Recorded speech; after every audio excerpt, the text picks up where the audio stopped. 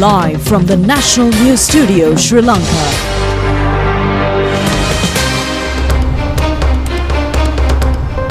Good evening and welcome to the National News broadcast, bringing to you live from the National News Studios here at Rupavahini. We are ready to bring you the top stories here at home and around the world. I'm ChannelEye Rupavahini. I'm Anjali Ananda, and these are headlines for tonight.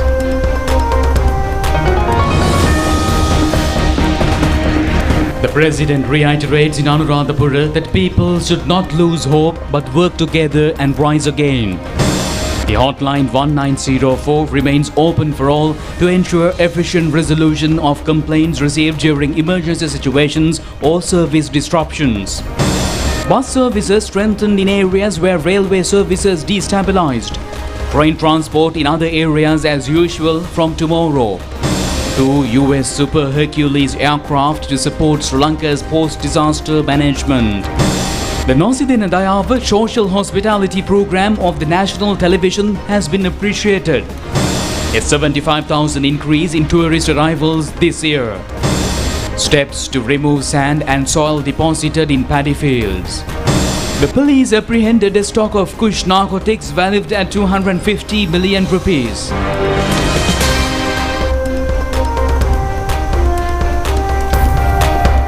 Now for this and other stories in detail on your top story. President Anura Kumara Dissanayake says that people affected by the disaster situation should not lose hope but work together and must rise again. The President has made these remarks participating in a special coordinating committee meeting at the Anuradhapura District Secretariat today.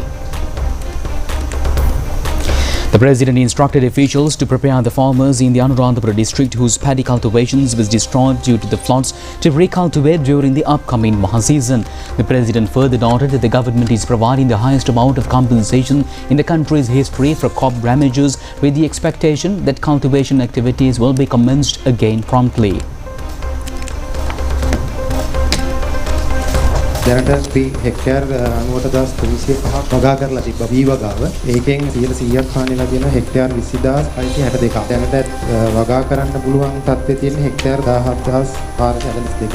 ගොවියට පූර්ණ හානි වුණු President Anura Kumara Dissanayake instructed officials to present before this Friday a report detailing the number of farmers who were completely affected, the extent of damaged farmlands and the required financial allocations. He emphasized that the compensation must be granted only to those who are genuinely entitled and that no one should recently and receive it unjustly.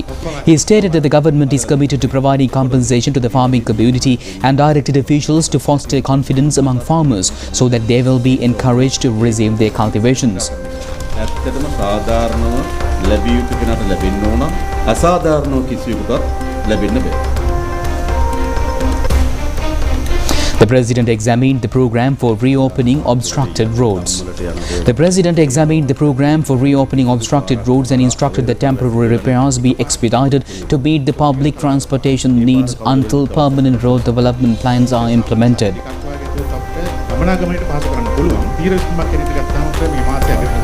Officials of the Ceylon Electricity Board informed that 473 electricity transformers damaged due to the disaster have already been restored and that fully electricity supply to the districts could be achieved by tomorrow.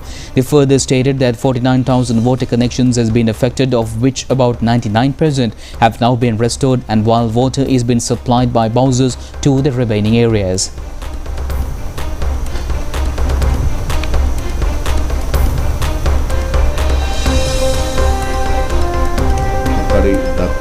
The officials further stated that 49,000 water connections had been affected, of which about 99% have now been restored, while water is being supplied by bowsers to the remaining areas. They noted that the total restoration water supply is expected within the next 2 days. Damaged community water projects are also being restored. Well cleaning activities are currently being carried out with the support of the Navy, and the President instructed officials to complete these tasks swiftly through community participation coordinated by divisional secretariat divisions.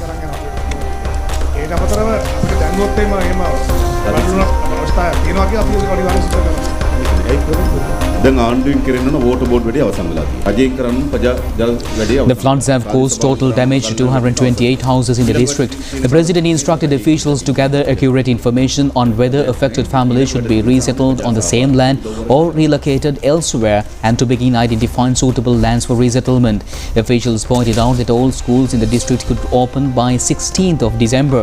The president instructed that the 15,000 rupee allowance promised by the treasury for school children affected by the disaster be fully distributed before the 31st of December and that the list of beneficiaries be prepared without delay. The president expressed his gratitude to government officials, the public and the Tri-Forces for their service in providing relief to the public and restoring infrastructure.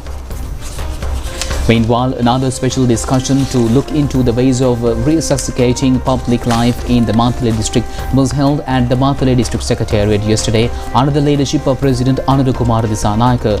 11,804 persons from 5,501 families in 11 divisional secretariat divisions in the Matale district have been affected by the unexpected disaster situation. 4,113 persons are stranded in 44 safety centers in the district. 119 houses were fully damaged and 2,618 houses were partially damaged.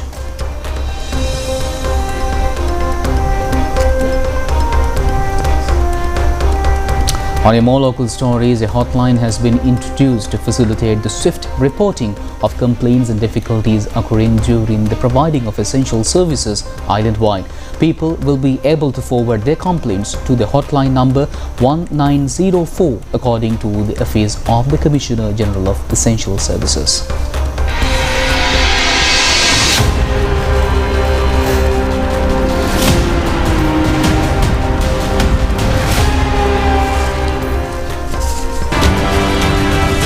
The hotline number 1904 can be used to inform regarding power supply, fuel distribution, hospital and emergency medical services, public transportation and supply, water supply and sanitation, food and essential commodities, telecommunication and information and communication technology services and agriculture and other related public service problems. The objective is to ensure a better coordination and efficient solution to the general public.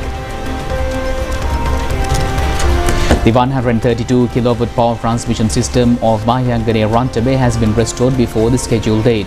According to the Minister of Power Kumar Rajakodi, the possibility to provide supply and the power supply to the areas in Mahayangane and Batiklo in the eastern province in Ampara district has been a great achievement.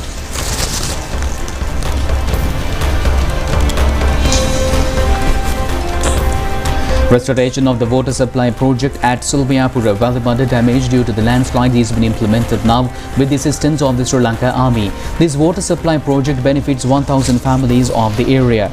The Air Force is engaged in airlifting of aid both by air and plan to normalize the day due to the lives of the people affected by the disaster.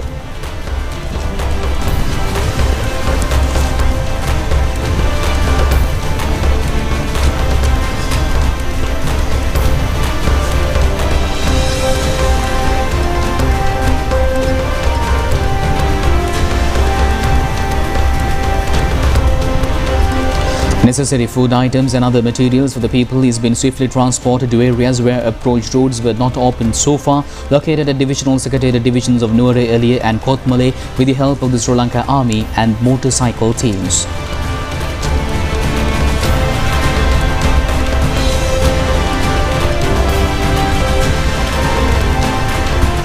Steps have been taken to engage a train of the Railway Maintenance Department from tomorrow for the renovation work at the concerned places in the upcountry railway line, which has been damaged due to the landslides at several places from Kotagala to Ambevela. The railway line is completely damaged due to landslides at several places from Kotagala, Watagoda, Radalla, Parakumpura and up to Ambevela.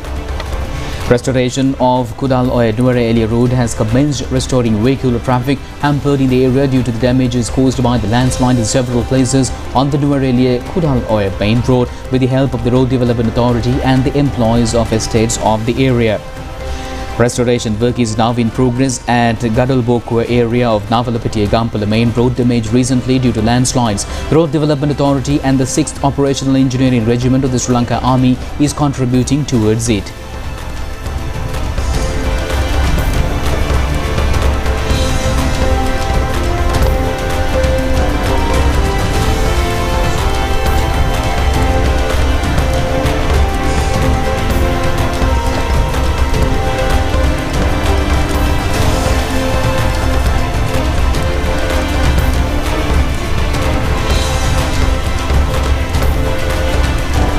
With the opening of sluice gates of the Burugakanda Reservoir and releasing its water into Amban River, a section of earth bund of the Alahara Anicut breached on the 27th of last month due to the rise in water levels. Water supply to Burugakanda, Gueritale, Minneria, Kaudulla and Kantale farm projects is under crisis. The restoration of the earth bund is being conducted by now with the assistance of the army and the farming associations of the area. Minister K.D. Lalkantha visited the area yesterday to take stock of it.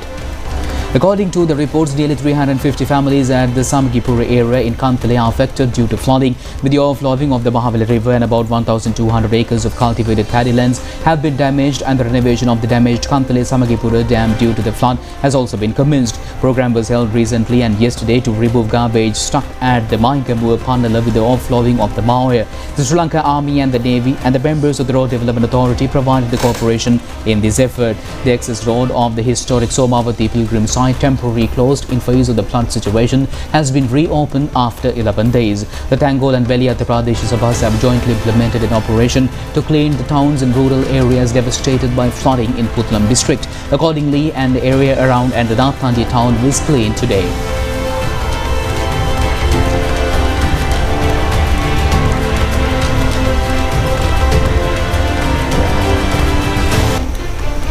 The flood-affected people of the Angod area are preparing their houses by now.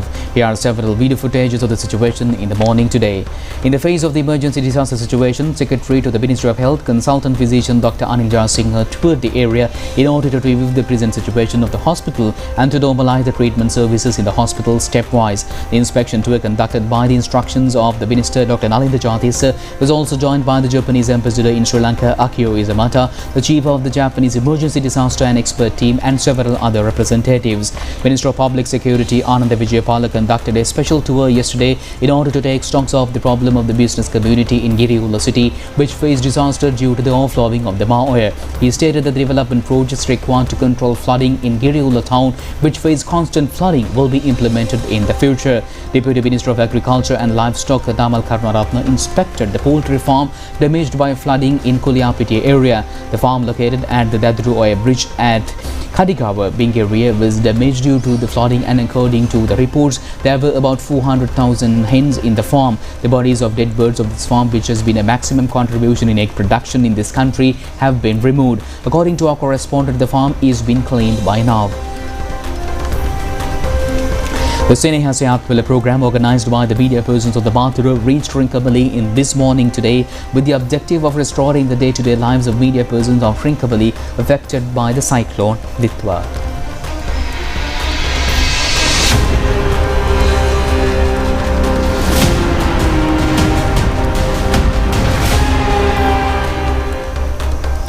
Meanwhile, the Sri Lanka Transport Board says additional buses will be added to the fleet of buses in areas where train services have been destabilized.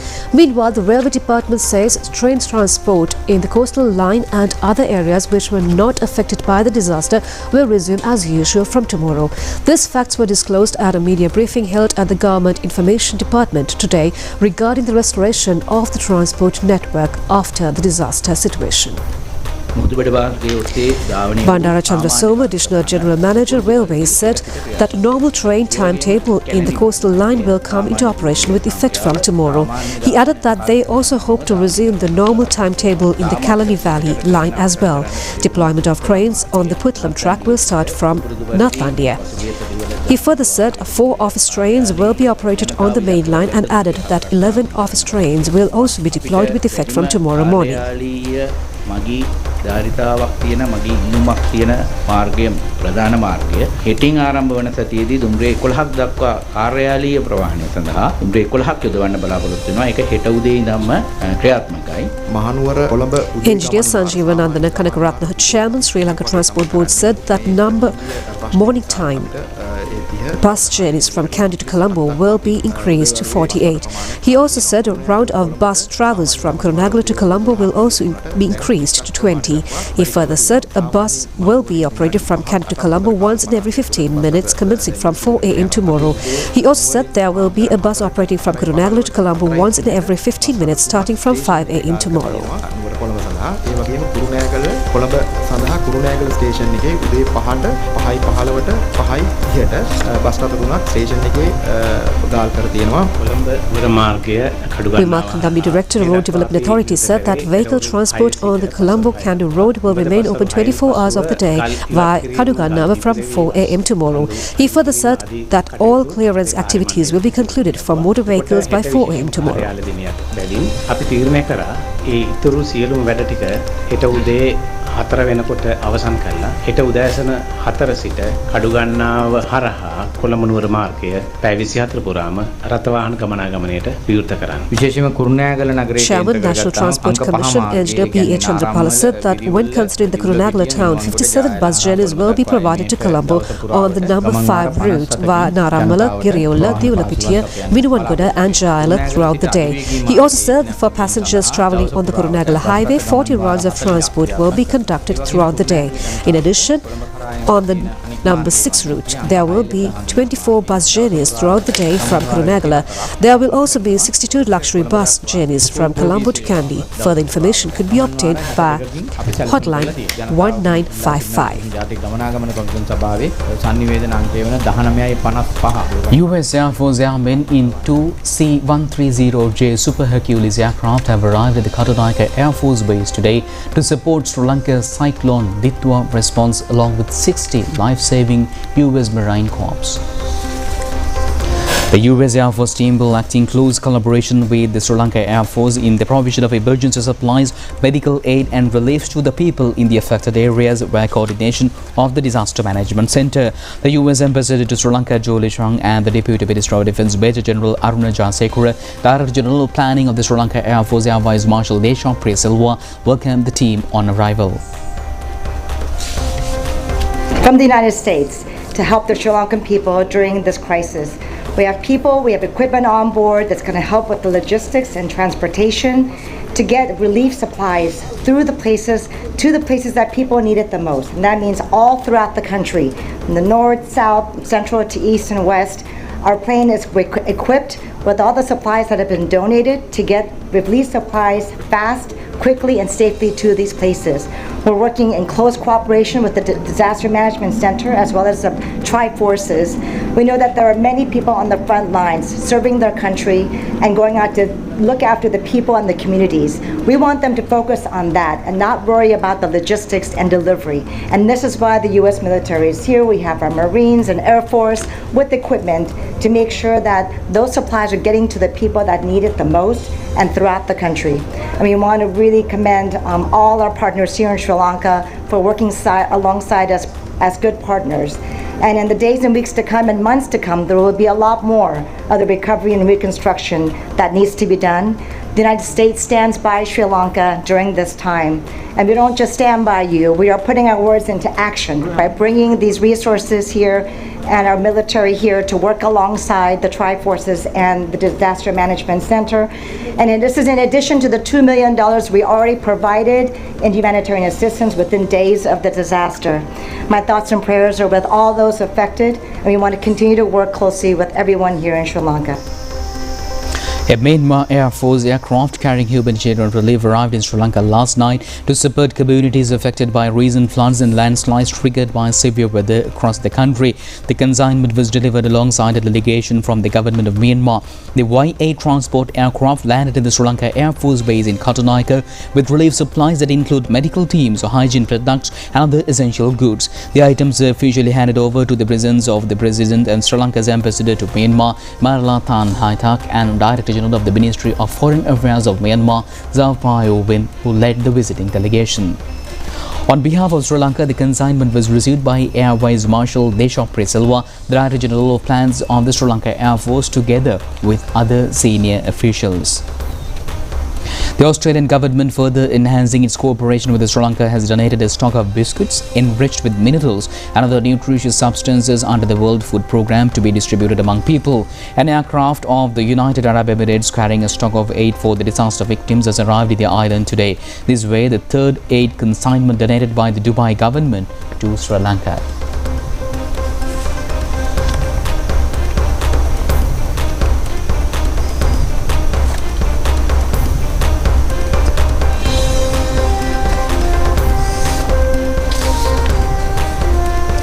Norele District Secretary Tushari Tennakon has praised the Nusandana Dayava Social Services Program of the national television implemented to grant relief to the people affected by the disaster.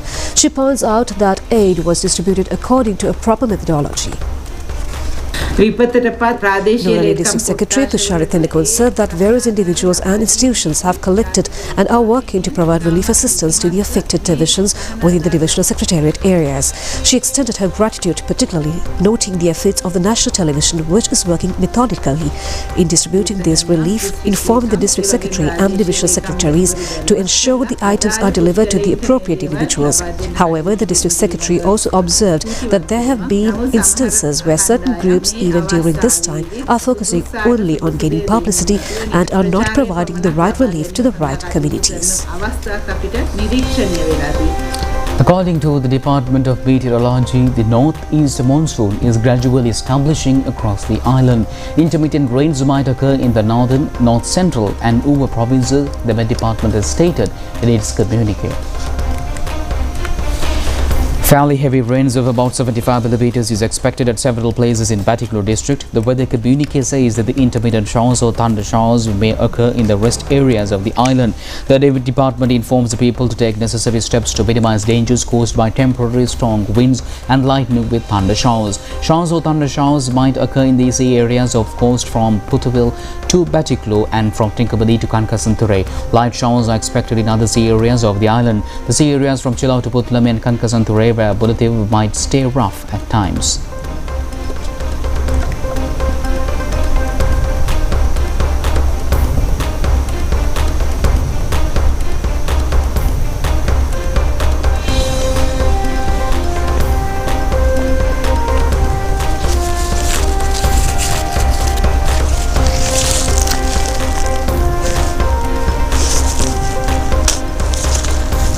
The National Building and Research Organization informs that red evacuation notices issued to 50 divisional secretariat divisions in 5 districts will stay further.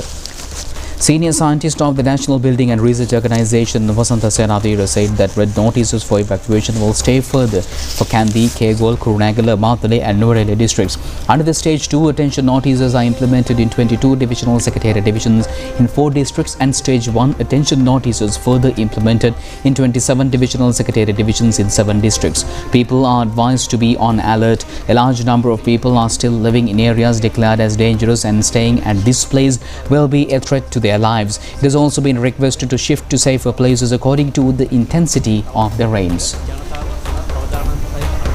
2,128,638 foreign tourists have visited Sri Lanka since the beginning of the year until the first week of this month. It has also been reported that the number of tourist arrivals this year has increased by 75,000 in comparison to last year. The total number of tourist arrivals in the year 2024 was 2,052,465. By the first week of this month, an increase of 75,173 tourists had been recorded in comparison to last year. There has not been a reduction in the tourist arrivals despite the country undergoing a disastrous condition. Most of the tourists had come from countries such as India, Germany, Russia, United Kingdom, China, Australia, Poland, France, USA and Spain. The highest number of tourist arrivals have been reported from India, United Kingdom, Germany, Russia, China and France.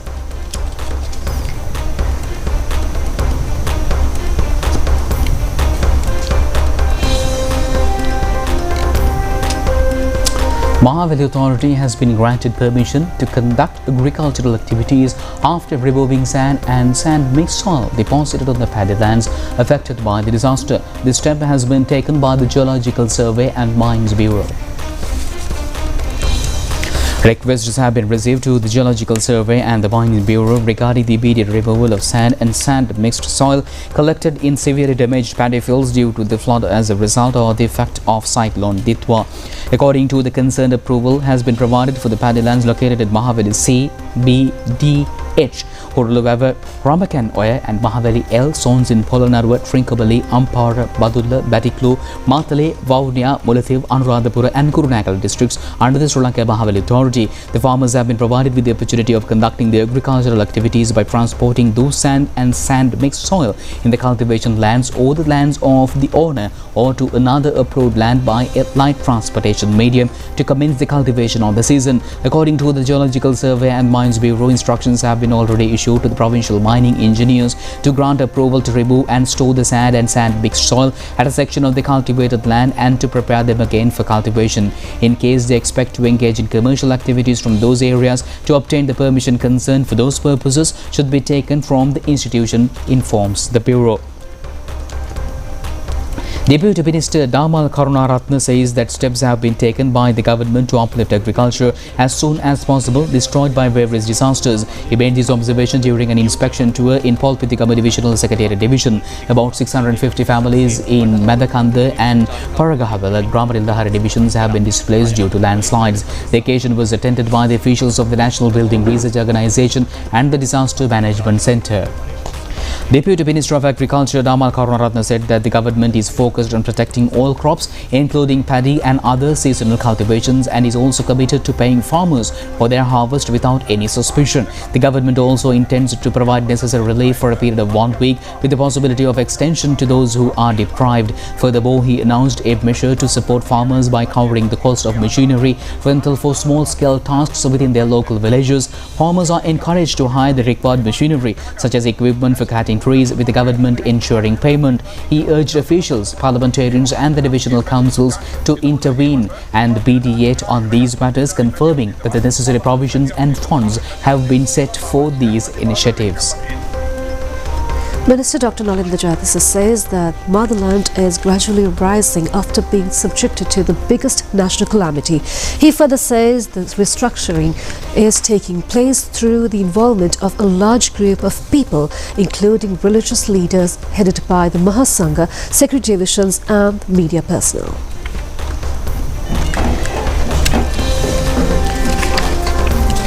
An all-night prayer chanting was conducted in front of the Kataragama Kirivehara to invoke merits on persons killed and also to bless the displaced and the entire Sri Lankan population. The event was conducted under the patronage of Chief Incumbent of Kirivehara, Raja Mahavihara, Venerable Kobavaka Daminda Thera. Minister Dr. Nalinda Jayatissa said that people have gradually gained the ability to overcome the current crisis, which has been achieved with the aid and assistance received from both the domestic and international community. He emphasized that a Buddhist nation, Sri Lankans have believed in the power of prayer chanting for centuries. And some more local news items in brief. 2 passengers were taken into custody along with the stock of Kush narcotics at the Katunayake International Airport today by the officials of Police Anti-Narcotics Bureau. 21 kilograms and 583 grams worth of Kush narcotics valued more than 258.9 million rupees have been recovered from them. According to the police, suspects are a couple aged 21 and 30 years, are residents of the Kalutara area. The Minister of Buddhist Religious and Cultural Affairs has dedicated to hold a special religious observance to transfer merit to all those who have lost their lives due to the disasters. Accordingly, the program will be implemented on the 9th and 10th for 2 days. Buddhist, Islamic, Christian, Catholic and Hindu religious observances will be conducted during this program.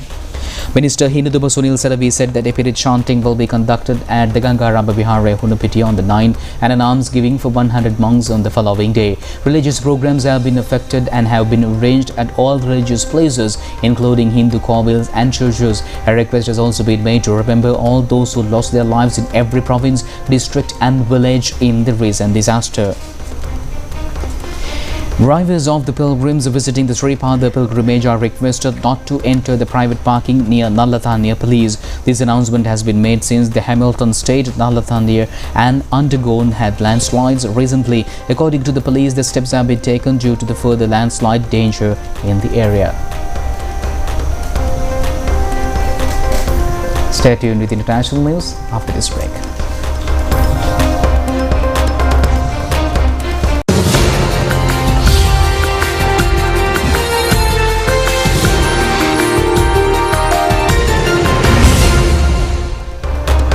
The fire at the Bird nightclub in India has killed 25 people. Indian police attribute the cause to a suspected gas cylinder explosion. Police believe a gas cylinder exploded in the kitchen of the popular venue, which was packed with guests attending a Bollywood DJ night. The victims included 4 people from the same Delhi family and 21 staff members, Goa police reported. The nightclub's manager has been arrested and an arrest warrant has been issued for the owner.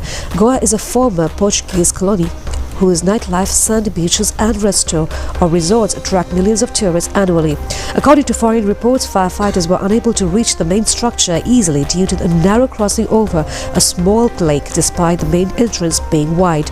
Indian government data has shown that 5.5 million tourists visit Goa in the first half of the year, with 270,000 coming from abroad.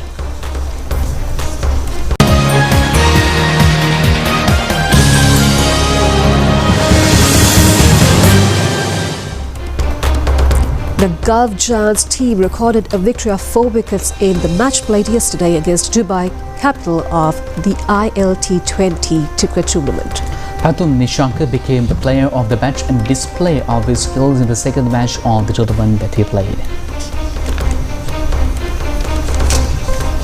The match was played at the Dubai International Cricket Stadium and winning the toss, Gulf Giants decided to field first. Accordingly, batting first, Dubai Capitals scored 160 runs for 6 wickets in their 20 allotted overs. Siddiqullah et al. Scored 35 runs and Dorian Cross scored 31 runs. Captain Dashan Sarnaka scored 23 runs, not out in 9 balls, which included 2 fours and 2 sixes. In bowling, Aswadullah Osmaidi of Gulf Giants captured 3 wickets. In reply, Gulf Giants won the match, scoring 161 runs in 18.5 overs. Pathum Nishanka scored 67 runs in 31 balls, including in 6 boundaries and 5 sixes. James Vince scored an unbeaten 50. In bowling, Mustafir Rahman captured 2 wickets and Dashan Sarnaka claimed 2 wickets for the 16 overs in 2 overs. Pathum Nishanka was declared the player of the match.